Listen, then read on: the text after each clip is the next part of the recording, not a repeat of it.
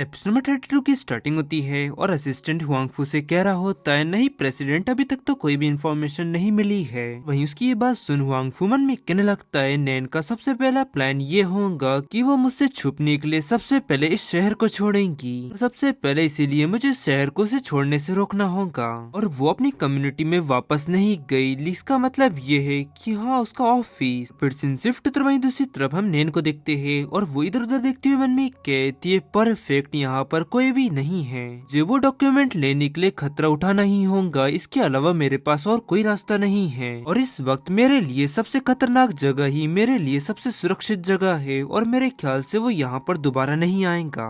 बहुत ही बढ़िया, सभी चीजें यहीं पर है। तभी अचानक उसे आवाज आती है और मन में कहती है, कदमों की आवाज, क्या कोई आ रहा है? और फिर वो गेट के पास जाती है और साउंड बंद हो जाता है। क्या सच में किसी की मुझे कदमों की आवाज आई या फिर मेरा ये भ्रम था? लगता है कि मेरा ही भ्रम होगा, क्योंकि इतनी आधी रात को यहाँ पर कौन ही आएगा। और फिर वो गेट ओपन करती है और वहीं उसके सामने हुआंगफू होता है। वहीं वो दोनों एक दूसरे को देख चौंक जाते हैं और हुआंगफू मन में कहता है, वो यहाँ पे है। तभी नैन उसे धक्का देकर वहाँ से भागने लगती है, लेकिन तभी अचानक हुआंगफू उसका हाथ पकड़ते हुए कहता है, मैं ये बात अच्छी तरह से जानता था कि तुम इतनी आसानी से नहीं मानोगी।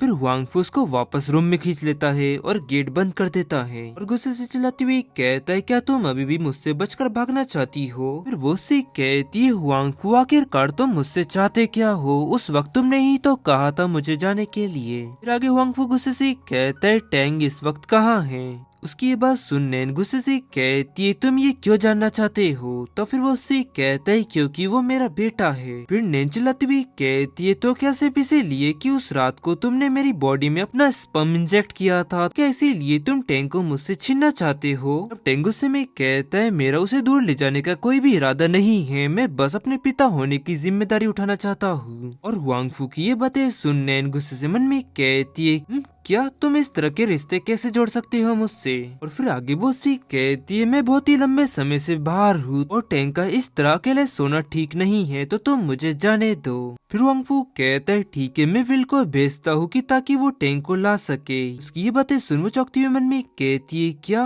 और फिर वो तभी उसके पैर पर पैर दे मारती है और वो दीवार पे भी टकरा जाता है। और इसे इस तरह करता देख वो वांगफू मन में कहने लगता है, वो कितनी ज्यादा स्ट्रॉन्ग है। मैंने ऐसा कभी नहीं सोचा था कि वो इतनी आसानी से मुझसे छुटकारा पा सकती है। नैन वहाँ से भागकर जाने लगती है। तभी हुआंगफू उसका हाथ पकड़ती हुई कहता है, नैन तुम, और खुद का इस तरह हाथ पकड़ता देख नैन भी उसे मारती हुई कहती है, तुम मुझे अकेला छोड़ दो।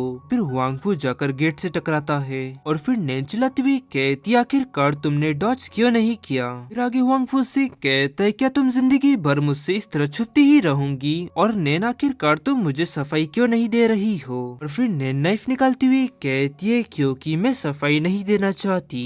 फिर वांगफू गुस्से में कहता है, तो फिर रुक जाओ। और वो मन में कहती है, ये पागल है। और फिर आगे वांगफू चिल्लाती हुई कहता है, मुझे अतीत की बिल्कुल भी परवाह नहीं है कि अतीत में क्या हुआ था, लेकिन अब तुम दोनों मेरे सामने खड़े हुए हो और इसीलिए अब मैं तुम दोनों को अकेला बिल्कुल भी नहीं छोड़ सकता।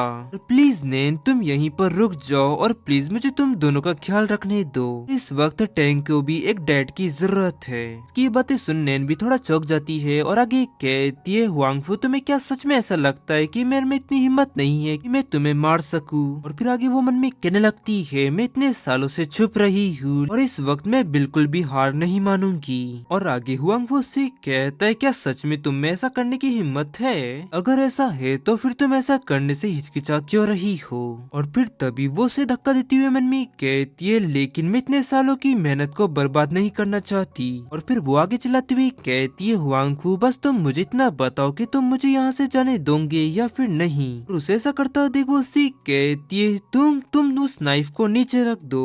और गाइस, इसी के साथ ये एपिसोड यहाँ एंड होता है। पसंद आया तो लाइक एंड सब्सक्राइब जरूर करें। मिलता है आपको जल्दी नेक्स्ट एपिसोड में।